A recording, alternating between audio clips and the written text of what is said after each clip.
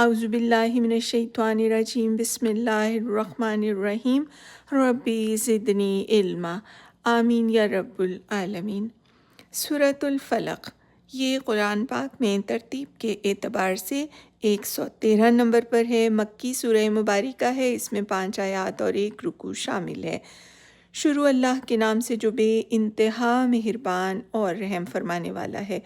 کہو میں پناہ مانگتا ہوں صبح کے رب کی، ہر اس چیز کے شر سے جو اس نے پیدا کی، اور رات کی تاریکی کے شر سے جب کہ وہ چھا جائے، اور گرہوں میں پھونکنے والوں یا والیوں کے شر سے، اور حاسد کے شر سے جب کہ وہ حسد کرے۔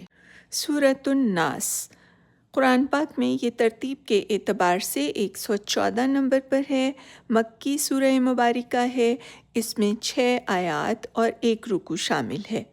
شروع اللہ کے نام سے جو بے انتہا مہربان اور رحم فرمانے والا ہے۔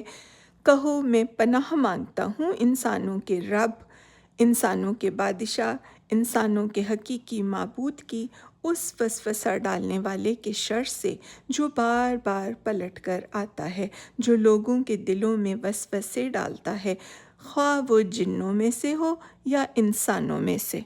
صدق اللہ العظیم، وآخر دعوانا ان الحمد للہ رب العالمین، وسلام علی المرسلین۔